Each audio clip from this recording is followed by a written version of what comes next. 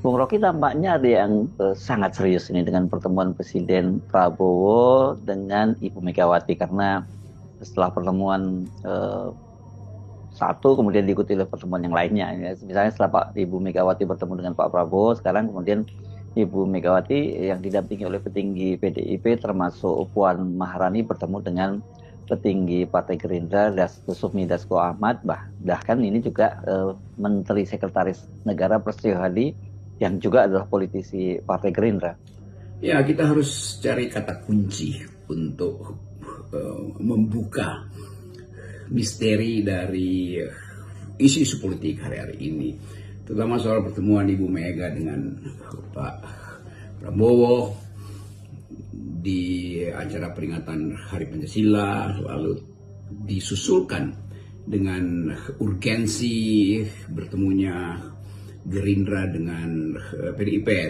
Saya sebut aja Gerindra karena pasti Pak Dasko yang lead pertemuan itu atas sebetulnya perintah Presiden Prabowo yang ketua Gerindra. Juga di situ ada Prasetyo Hadi yang juga orang Gerindra sebagai sekretaris negara. Jadi kalau kita lihat urgensinya setelah 2 Juni itu, setelah pertemuan dengan Ibu Mega Hari Pancasila, lalu disusul dengan pertemuan antara tim Presiden Prabowo dan Ibu Mega. Ibu Mega ada Mbak Puan, Pak Lawli, dan itu harus saya carikan kata kuncinya dan coba saya pikirkan ya. Kita bisa sinopsiskan ini, simpulkan ini bahwa rentetan peristiwa itu ada tujuannya.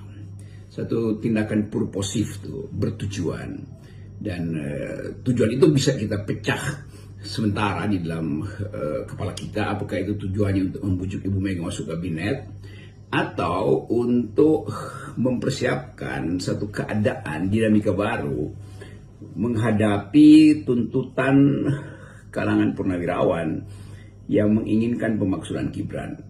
Kendati itu hanya purnawirawan, tetapi para purnawirawan ini mewakili back mind, alam pikiran dari masyarakat, terutama masyarakat sipil, apalagi itu untuk memaksulkan Gibran.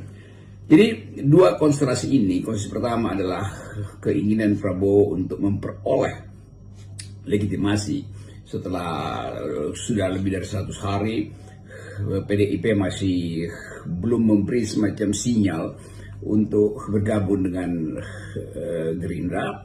Itu soal pertama. Soal kedua adalah mana yang lebih urgen, soal reshuffle kabinet yang menunggu semacam sinyal dari PDIP atau soal pemakzulan Gibran yang sudah betul-betul menjadi bara di dalam pembicaraan politik Indonesia. Kan ini konstruksi. Jadi kita mencoba lihat sebetulnya tuh apa yang bisa kita pastikan dari sekuensi peristiwa-peristiwa yang mengarah pada dua hal tadi. Ya, satu pertama adalah kepastian apakah PDIP akan bergabung dengan Gerindra. Yang kedua adalah kemungkinan secara sosiologis atau bahkan secara konstitusional untuk memaksulkan Gibran. Pasti ada sesuatu yang sangat serius yang sedang disiapkan oleh Pak Prabowo dan Ibu Megawati ini, Bung Rocky, sampai kemudian mengutus orang-orang kepercayaannya bertemu dengan Ibu Megawati, dan ini terlihat sekali pertemuan-pertemuan tersebut tidak ingin ditutup-tutupi karena justru dipublikasikan di media sosialnya Sufmi Dasko Ahmad. Oke, saya sebut aja kata kuncinya adalah Prabowo sudah memastikan bahwa tahap ini adalah tahap terakhir konsolidasi politik presiden. Kan kita sebut konsolidasi karena dari awal ada semacam kecanggungan presiden untuk mensolidkan pemerintahannya karena masih ada bisik-bisik dan kecerewetan masyarakat sipil yang menganggap bahwa tidak pantas sebetulnya Gibran mengarah ke 2029. Jadi Presiden Prabowo tentu mengerti kasakusuk itu. Presiden Prabowo mengerti bagaimana legitimasi dia itu, walaupun legal, secara legal sudah terpilih, tetapi ada yang tidak fit and proper dengan kondisi psikologis publik. Jadi Presiden Prabowo kira-kira berpikir bahwa kalau keadaan yang kita sebut ketidakpastian ini berlanjut sampai menjelang 2009, maka guncangan terhadap atau berlanjut sepanjang menuju 2009, maka guncangan terhadap proyek-proyek sosialistis Prabowo itu akan terganggu. Jadi kita mau baca bahwa Presiden Prabowo menginginkan ada percepatan tibanya kesejahteraan pada masyarakat, ada percepatan untuk tibanya keyakinan bahwa Indonesia bisa menumbuhkan harapan di dunia sebagai pemain politik dan ekonomi baru. Kan itu semua yang kita bisa anggap sebagai a new kind of paradigm, jenis paradigma baru yang hendak dijadikan Prabowo sebagai legacy dia. Tentu Prabowo nggak ingin legasinya IKN, itu bagian dari Jokowi. Prabowo juga menganggap ya kecil kalau cuma sekedar legasinya ada bangun-bangun infrastruktur.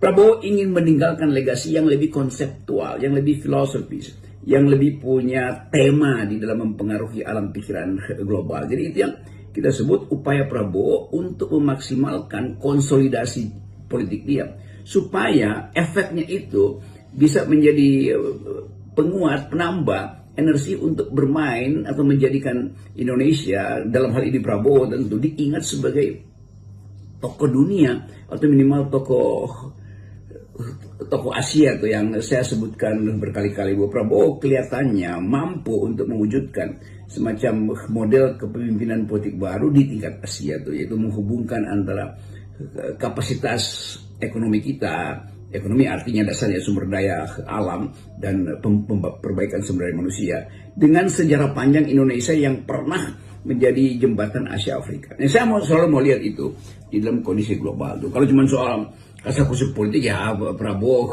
mengerti bahwa dia toh bisa dengan nekat untuk mengganti para anggota kabinetnya. Tapi sekali lagi kita melihat alam pikiran Prabowo sebagai seseorang, sebagai sosok yang dibayang-bayangi oleh keinginan untuk menjadi pemimpin melebihi tingkat nasional. Tadi Anda menyatakan ini merupakan konsolidasi terakhir. Itu apa maksudnya? Karena bagaimanapun kan posisi PDIP sekarang ini di luar pemerintahan, meskipun mereka tidak mau menyebutnya sebagai oposisi. Sementara di dalam pemerintahnya Prabowo sampai sekarang masih ada namanya Gibran Rakabuming yang merupakan representasi dari Jokowi, dan menariknya kan sekarang ini posisi Gibran sedang digoyang gitu. Nah, di situ Hersu nilai strategis dari percakapan kita hari ini. Jadi saya sebut tadi bahwa ini konsolidasi terakhir supaya elemen-elemen kepemimpinan Prabowo bisa betul-betul diikat tanpa perlu ragu lagi bahwa dia bisa jadi pemimpin Asia tuh. Nah, karena itu pendekatan dengan Ibu Mega dengan mudah kita terangkan sebagai keperluan pertama, karena PDIP punya posisi yang strategis dalam sejarah politik Indonesia, bukan sekedar di DPR tapi sejarah politik Indonesia. Karena bagaimanapun PDIP itu ada partai yang memang sudah tumbuh dari akar sejarah kita tuh, Soekarnoisme, Marxisme. Lepas dari kita setuju tidak setuju atau mau membahas pikiran-pikiran Soekarno apakah masih relevan, tetapi yang harus diingat bahwa PDIP tumbuh di dalam tradisi sejarah nasional kita tuh. Dan Bung Karno ada tokoh yang diingat dalam sejarah politik internasional. Kemampuan Bung Karno untuk berpidato, mengucapkan semacam ideologi berlawanan dengan ideologi imperialisme, kolonialisme, kemampuan dia untuk membaca masa depan kapitalisme yang sudah bahkan dia uraikan secara detail sejak dia tahun 30-an itu didakwa sebagai seorang provokator atau penghasut ideologis, sehingga dia mesti dipenjara di Bandung, dan dia membuatkan pidato yang betul-betul bertema kiri, bertema sosialistis, karena semua bangsa pada waktu itu menganggap bahwa imperialisme, junto, kolonialisme itu ada bagian dari kapitalisme. Jadi semua pikiran kita tentang Indonesia sebetulnya harus berdimensi sejarah sekaligus berdimensi global, internasional. Nah, Prabowo mengerti itu. Jadi saya menganggap bahwa Pak Prabowo menginginkan ada semacam kepastian ideologis, dukungan historis, dan kapasitas politik untuk menyeberangkan bangsa ini menjadi pemain global. Itu syarat-syarat yang saya kira sangat masuk akal bila Pak Prabowo mengucapkan itu terus-menerus. Indonesia harus jadi pemain global, Indonesia harus tumbuh di dalam kemandirian, berdiri di atas kaki sendiri supaya tidak diatur oleh bangsa-bangsa lain kan. Jadi kapasitas ini ada di dalam benak Presiden Prabowo.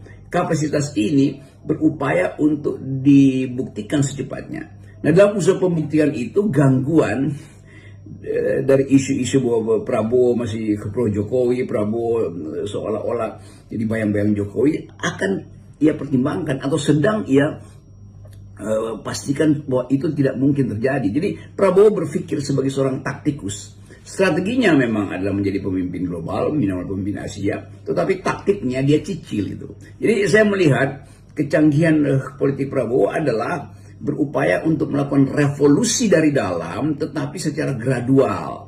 Apa itu revolusi? Revolusi artinya berubah sepenuhnya dari hal yang konvensional. Yang konvensional adalah meneruskan kepemimpinan Presiden Jokowi. Yang radikal adalah memutus hubungan dengan masa lalu itu tuh supaya ada masa depan yang baru. Kan itu secara ideologis itu yang terjadi, dan saya kira itu yang memang harusnya dijalankan oleh Presiden Prabowo, yaitu memutus koordinasi psikologi dengan Presiden Jokowi sebelumnya, karena memang rakyat menginginkan itu, sekaligus menginginkan adanya percepatan konsolidasi supaya Prabowo bisa fokus pada sebut saja ideologi sosialisme yang sedang beliau ingin yakinkan pada Indonesia, juga pada masyarakat dunia, terutama karena ada perubahan paradigma ekonomi dunia akibat manuver dari Donald Trump.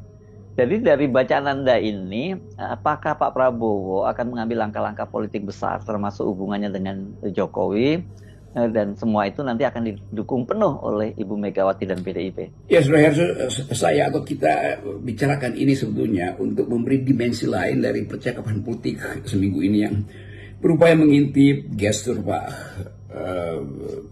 Prabowo dengan Ibu Mega, gestur Gibran, segala macam hal yang menyangkut kasakusuk politik di dalam upaya reshuffle kabinet. Tetapi kita juga mesti lihat seringkali dimensi-dimensi teknis ini atau dimensi-dimensi lokal ini mesti kita proyeksikan dalam upaya membaca cara berpikir Presiden Prabowo. Tentu hari ini kita coba lihat, tadi kita sebutkan bahwa konsolidasi internal ini saya kira sudah akan dijalankan. Artinya akan ada kepastian bahwa akan ada dukungan dari PDIP pada Presiden Prabowo, dan karena itu Presiden Prabowo bisa bersiap-siap untuk melakukan hal-hal yang bagi dia walaupun dicicil, tapi itu dimaksudkan untuk membersihkan kerak-kerak ketidakpastian karena relasi politik Presiden dengan mantan Presiden Jokowi itu seolah-olah menghalangi cara kita untuk membayangkan masa depan Indonesia. Jadi Prabowo mengerti bahwa psikologi antara dia dan Jokowi itu tidak mungkin tidak mungkin mix dan berjangka panjang tuh, karena tekanan publik. Nah, tekanan publik itu sekarang terarah langsung pada Jokowi, yaitu ijazah palsu, langsung terarah pada dinasti Jokowi, yaitu kelakuan Fufu Fafa selama ini yang mulai dibongkar asal-usul situs-situs yang diikuti oleh Fufu Fafa, kelakuan yang diberikan pada perlakuan spesial yang diberikan oleh bapaknya pada Gibran untuk jadi wakil presiden. Jadi semua yang ada di dalam benak publik sekarang terbuka untuk dibaca oleh Presiden Prabowo. Dan ketika Presiden Prabowo membaca bahwa legitimasi diperlukan untuk mengefektifkan kerja pemerintah, maka Prabowo akan berhitung secara strategis apakah dicicil atau serentak aja tuh. Apa yang dicicil? Upaya untuk melepaskan relasi psikopolitik dengan Jokowi. Apa yang harus serentak? Yaitu supaya rakyat mengerti bahwa tidak mungkin Presiden Prabowo memelihara semacam ketidakpastian sampai 2029. Kan itu intinya tuh. Jadi sekali lagi kita abstraksikan sedikit dengan beberapa konsep dasar bahwa Indonesia harus dipimpin dengan cara mengembangkan paradigma baru tuh. Dan kepemimpinan paradigmatik itu sudah diperlihatkan melalui kebijakan-kebijakan Prabowo yang sangat terlihat sosialistis. Dan kita memang negeri yang didesain untuk menjadi sosialistis itu. Kalau kita baca Undang-Undang Dasar, kita baca konstitusi, kita baca sejarah perjuangan Bung Karno dan pendiri negeri ini, semuanya adalah orang-orang yang tidak menghendaki adanya penumpukan modal, dan akibat dari penumpukan modal itu kita sebut akumulasi. Akibatnya ada disparitas tuh, dan keinginan itu yang saya kira tiap hari disebutkan oleh Pak Prabowo. Tidak boleh ada disparitas, korupsi akan saya lawan habis-habisan. Siapapun yang tidak mampu mengikuti jalan pikiran saya silahkan mundur atau saya lengserkan. Jadi semua itu yang harus kita baca di dalam upaya untuk menghasilkan kembali Indonesia yang dikenal dunia, dan Indonesia yang martabatnya bisa dipulihkan setelah 10 tahun yang lalu itu seolah-olah negeri ini tergopo-gopo untuk bersaing di dalam pikiran-pikiran dunia. Salam akal sehat. Salam akal sehat.